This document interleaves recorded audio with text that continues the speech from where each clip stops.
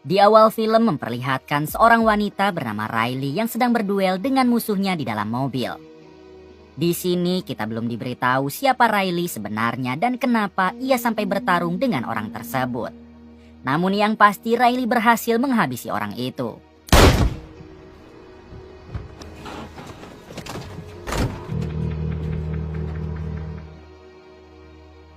Pagi harinya terlihat Riley yang sedang jalan sendiri dengan kondisi penuh luka akibat perduelan semalam.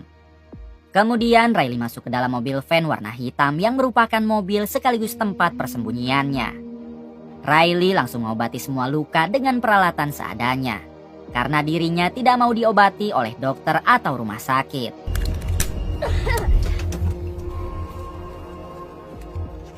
Tak lama Riley membuka bungkus kotak yang berisi kue. Dan seketika ia pun teringat dengan kenangan bersama suami dan anaknya 5 tahun lalu. Kala itu terlihat Riley yang baru menjemput anaknya dari sekolah.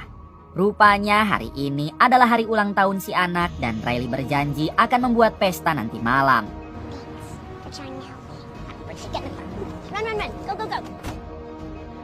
Setelah itu Riley mendatangi suaminya yang diketahui bernama Chris, ini orangnya.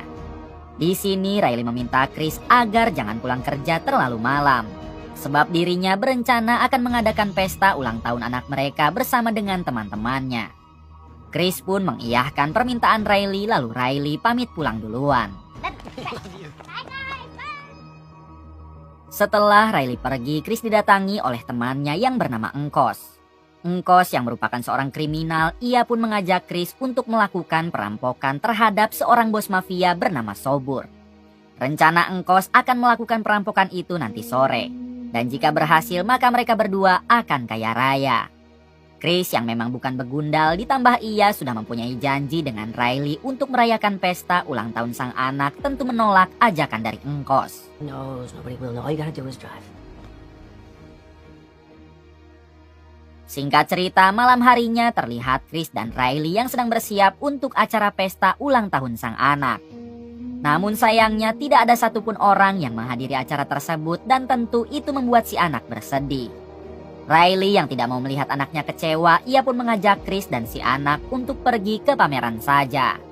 Riley berjanji akan membiarkan si anak bermain sepuasnya. Hitung-hitung mengganti acara pesta ulang tahunnya ini yang tidak jadi. And then we're gonna go to the Christmas carnival. Oh yeah, let's go. Yeah, I'm ready. Tak lama Riley, Chris dan anaknya pun pergi ke pameran. Namun saat di perjalanan terlihat ada seorang pria yang sedang mengawasi mereka. Di sisi lain memperlihatkan Sobur, si bos mafia yang sedang menyandra Engkos, teman Chris. Ternyata Engkos malah tertangkap oleh Sobur saat akan merampoknya. Lebih parahnya lagi, Engkos mengatakan kalau ia diperintah oleh Chris. Yang padahal kita tahu kalau justru Chris lah yang diajak oleh Engkos dan itu pun ditolak. Setelah mengetahui informasi tersebut, dengan kejam Sobur langsung menghabisi Engkos. Kembali pada Chris, Riley dan anaknya yang sedang menikmati indahnya suasana di pameran. Bahkan mereka sampai menjajah semua permainan, asalkan si anak bisa senang.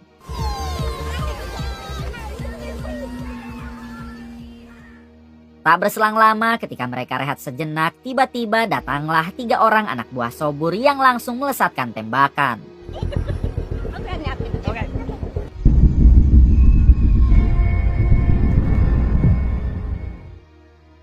Dalam insiden tersebut, Chris dan anaknya harus tewas. Sementara Riley masih berhasil selamat meskipun terluka parah. Shit ain't easy when it's a kid. We're good.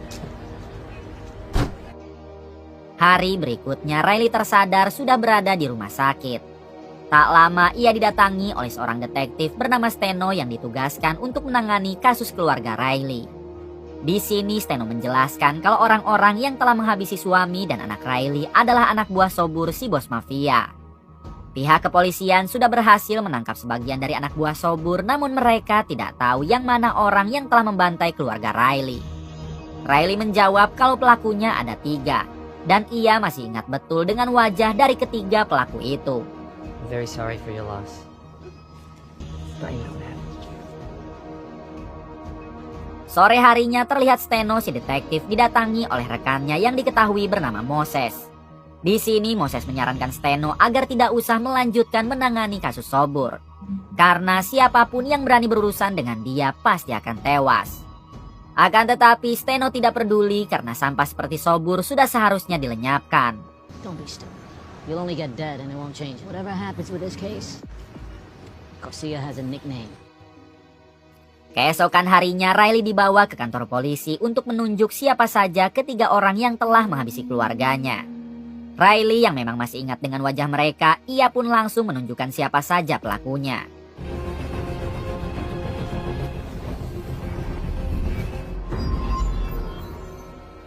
Yes, I'm sure. Sore harinya terlihat Riley yang sudah berada di rumah. Tiba-tiba ia kedatangan seorang pengacara suruhan Sobur. Ternyata pengacara ini berniat menyogok Riley agar Riley kembali mencabut tuntutannya kepada 3 orang pelaku anak buah Sobur. Namun Riley yang merasa kematian keluarganya tidak sebanding dengan uang berapapun tentu ia menolak. Bahkan Riley tanpa ragu mengusir pengacara tersebut. Bersamaan dengan itu tak sengaja si pengacara melihat beberapa obat penenang di rumah Riley. Get out of my house. Get out of my house. Get out. Singkat waktu persidangan pun digelar untuk menentukan hukuman bagi para pelaku. Terlihat si pengacara yang telah disuap oleh Sobur mati-matian dalam membela ketiga anak buah Sobur tersebut. Hingga si pengacara menjelaskan kalau Riley pasti salah melihat tersangka. Apalagi sekarang Riley ketergantungan obat penenang. Ditambah Riley juga sempat mengalami gegar otak sehingga dipastikan Riley hanya sedang asal menuduh. Hakim persidangan yang ternyata sudah disogok juga oleh Sobur, ia pun tanpa pikir panjang melepaskan ketiga anak buah Sobur dengan dalih kurangnya bukti. Melihat dirinya tidak mendapatkan keadilan, Riley langsung mengamuk. Ia menjadi hilang kendali sampai harus dihentikan oleh para polisi. These men killed my family. Si hakim yang kesal dengan tindakan Riley, ia pun menugaskan para polisi itu untuk membawa saja Riley ke rumah sakit jiwa. Saat Riley sedang di dalam ambulan, tiba-tiba ia menyerang polisi lalu kabur dari lokasi tersebut.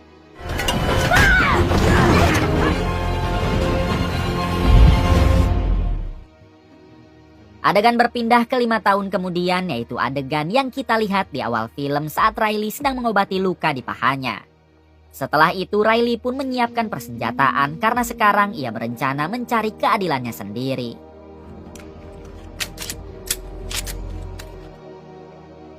Di sisi lain, detektif Steno dan rekannya Moses sedang mendatangi TKP pembunuhan di sebuah karnaval. Ternyata korbannya adalah 3 orang anak buah Sobur yang dulu menembak keluarga Riley. Melihat itu semua, detektif Steno dan Moses tentu langsung beranggapan jika pelakunya adalah Riley yang ingin membalas dendam. Di waktu yang sama di kantor FBI, kita akan diperkenalkan dengan salah satu agen FBI bernama Lisa. Lisa rupanya sedang berusaha menguak kasus pencurian senjata militer.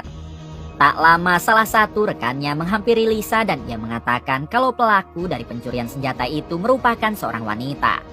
Ternyata pelakunya tak lain adalah Riley yang sempat tertangkap kamera. Mengetahui hal tersebut, Lisa pun segera menghubungi detektif Steno dan Moses untuk melakukan pertemuan. Carmichael. Di balik itu ternyata Riley sedang menyandra seorang hakim yang dulu pernah disuap oleh Sobur. Riley mengatakan kalau negara ini seharusnya malu mempunyai seorang hakim korup seperti dirinya. Riley juga berkata kalau ada hakim yang berani menukar keadilan dengan uang yang tidak seberapa wajib untuk dibantai. Kemudian Riley pergi dari sana karena ia sudah menyimpan bom di rumah si hakim. Serve justice, Your Honor. I will. Ketika Riley sudah pergi cukup jauh, ia pun segera meledakkan rumah tersebut.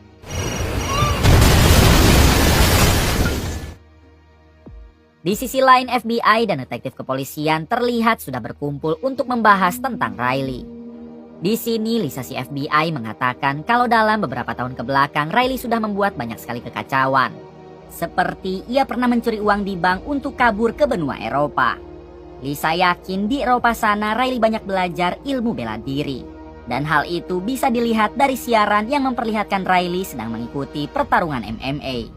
Artinya Riley hebat seperti sekarang karena ia sudah berlatih dengan giat di Eropa hanya demi untuk balas dendam. Sementara alasan FBI sampai harus turun tangan karena Riley telah ketahuan mencuri beberapa senjata militer. Bersamaan dengan itu, Detektif Steno mendapat kabar kalau barusan ada seorang hakim yang tewas akibat ledakan bom. Ternyata bukan hanya si hakim yang tewas karena pengacara yang dulu suap Sobur juga sekarang ikutan modar. Tentu saja Detektif Steno yakin kalau itu semua adalah ulah Riley. Gotta go wide with this. APB, the media, the whole deal.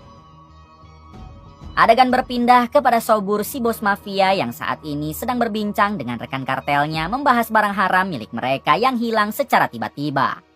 Si rekan tampak sangat kesal lalu mengatakan kalau Sobur harus mencari siapa pelaku yang sudah mencuri barang haram mereka. Everybody wants to be a victim. Selang beberapa saat, anak buah Sobur datang untuk memberikan informasi penting. Di sini anak buahnya menjelaskan kalau hakim dan pengacara yang 5 tahun lalu mereka sogok sekarang telah tewas. Termasuk 15 orang dari anggotanya. Menurut informasi, pelakunya adalah Riley. Mendengar itu semua, Sobur pada akhirnya akan membuat sayembara untuk siapapun yang bisa menghabisi Riley maka akan diberi hadiah. Keesokan harinya Riley mendatangi sebuah tempat pencucian uang milik Sobur dengan menyamar sebagai gembel. Saat Riley mendekat, 2 anak buah Sobur yang berjaga di luar langsung mengusir Riley. Namun ketika mereka lengah, inilah yang terjadi. Setelah menghabisi 2 anak buah Sobur, Riley pun diam-diam masuk ke dalam. Inilah yang terjadi.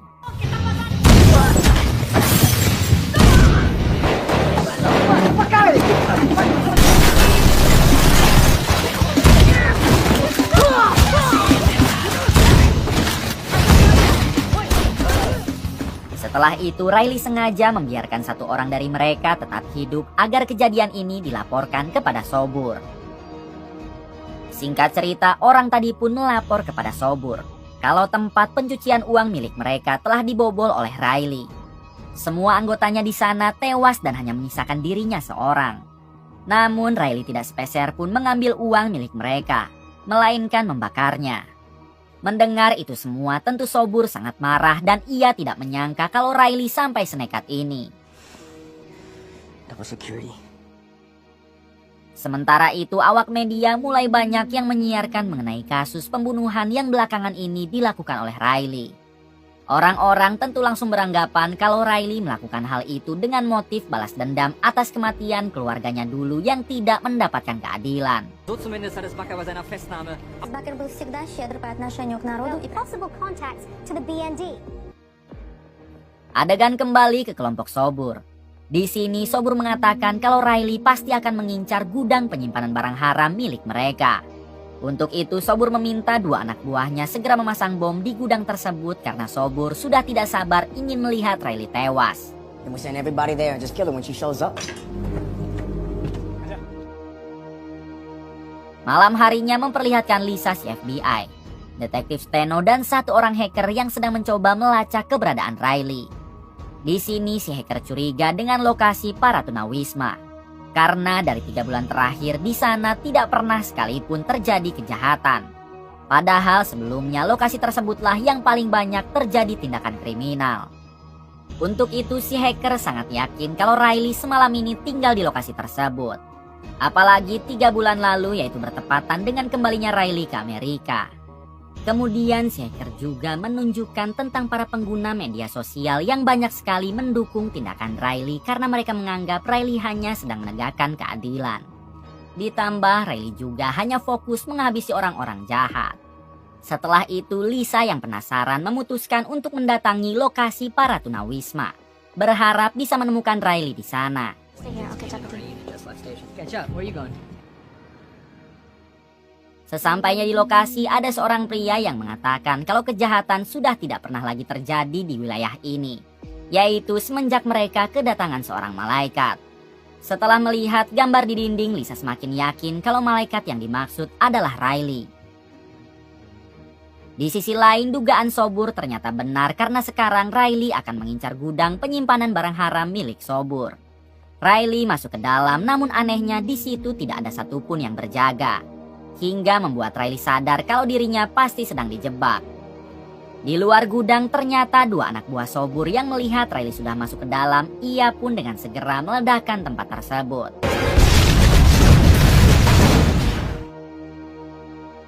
Setelah itu dua anak buah Sobur pergi sambil mengabari Sobur kalau Riley sudah hangus terbakar. Mendengar itu semua, Sobur tampak sangat senang dan ia akan memberi hadiah kepada kedua anak buahnya tersebut. Namun faktanya Riley masih hidup karena ia sempat masuk ke dalam lubang air sebelum ledakan terjadi. Riley yang tak sengaja melihat dua anak buah Sobur pergi, ia pun dengan segera mengejar mereka.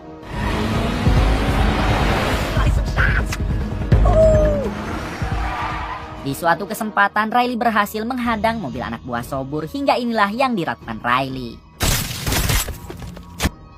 Singkatnya, dengan memanfaatkan mobil anak buah Sobur, Riley akhirnya bisa masuk ke rumah pribadi Sobur, lalu menghabisi beberapa penjaga.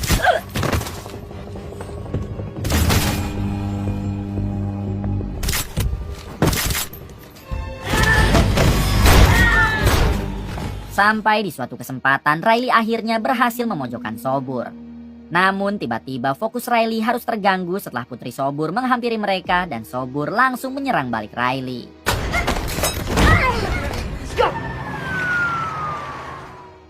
Di waktu yang sama terdengar suara sirine polisi sehingga Riley memutuskan untuk segera kabur. Hey, we gotta go now. Di sisi lain, Detektif Steno menghampiri Lisa si FBI yang saat itu masih berada di lokasi para tunawisma. Di sini Lisa mengatakan kalau baru saja ia menemukan sebuah mobil van hitam yang berisi persenjataan militer. Ia yakin kalau mobil van itu milik Riley karena Riley memang tinggal di sini. Kemudian Lisa mengajak Detektif Steno untuk bersembunyi sampai Riley kembali. Lisa ternyata berencana menangkap Riley hidup-hidup karena ia yakin Riley tahu banyak tentang Sobur. Riley nantinya akan dijadikan saksi untuk mengungkap semua kejahatan Sobur. Mendengar rencana itu, Detektif Steno tiba-tiba menembak Lisa. I'm sorry. Ternyata selama ini Detektif Steno bersekongkol dengan Sobur. Setelah itu, Detektif Steno menghubungi Sobur untuk memberitahu lokasi mobil van milik Riley. Mendengar hal itu, Sobur pun langsung mengerahkan semua anak buahnya yang tersisa untuk bergegas ke lokasi tersebut. Di waktu yang sama, Riley akhirnya sampai di lokasi para tunawisma melalui jalan belakang. Riley memutuskan untuk istirahat dulu di dalam sebuah gudang karena luka di perutnya semakin parah. 30 menit kemudian, Sobur dan anak buahnya akhirnya sampai di lokasi para tunawisma. Di sini Sobur langsung menyuruh anak buahnya berpencar karena Sobur yakin Riley sudah ada di sekitaran lokasi tunawisma. Alright, let's go. We gotta do this fast. How do you know? Must be. Adegan kembali kepada Riley yang sekarang sedang tergeletak lemas. Tiba-tiba ia terbayang mendiang putrinya yang seolah-olah menyuruh Riley untuk segera bangkit. Kemudian Riley menyadari kalau anak buah Sobur sedang mencoba mencari dirinya. Di suatu kesempatan Riley berhasil menghabisi beberapa anak buah Sobur yang hendak masuk ke dalam gudang tersebut. Oh, come on.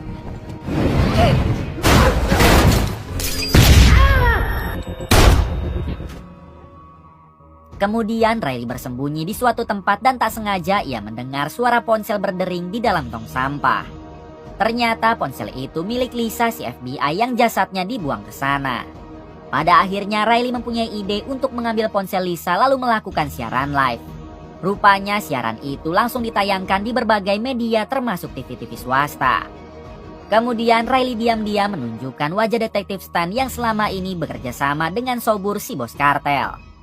Riley juga memancing para polisi dan semua awak media agar segera datang ke tempat tunawisma sekarang juga. Selang beberapa saat, Sobur menyandra salah satu bocil tunawisma agar Riley mau menyerah. Sobur mengatakan jika Riley tidak tetap bersembunyi, maka Sobur tidak akan segan-segan menghabisi bocil tersebut. Pada akhirnya Riley pun menyerah dan berjalan ke hadapan Sobur. Sebelum menghabisi Riley, Sobur pun menyiksanya terlebih dahulu sebagai bentuk meluapkan kekesalannya.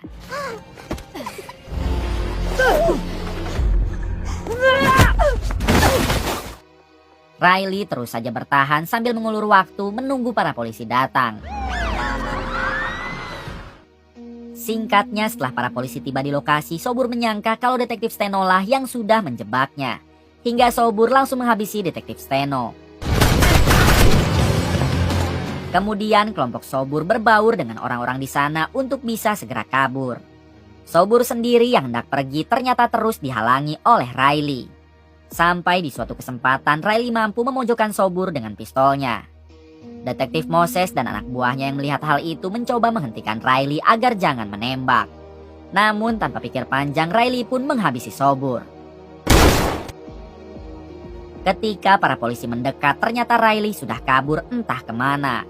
Akan tetapi Moses yakin jika dirinya pasti bisa menemukan Riley.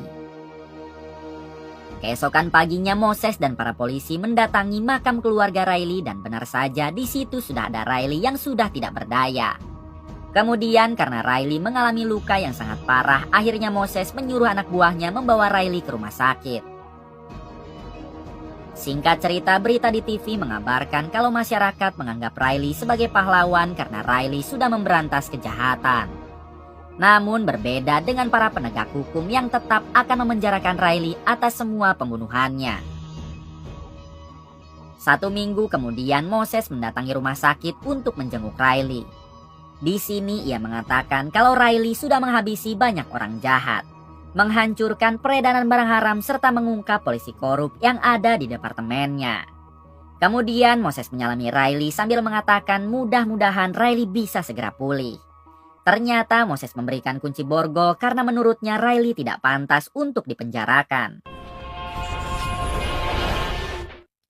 Kemudian film pun tamat.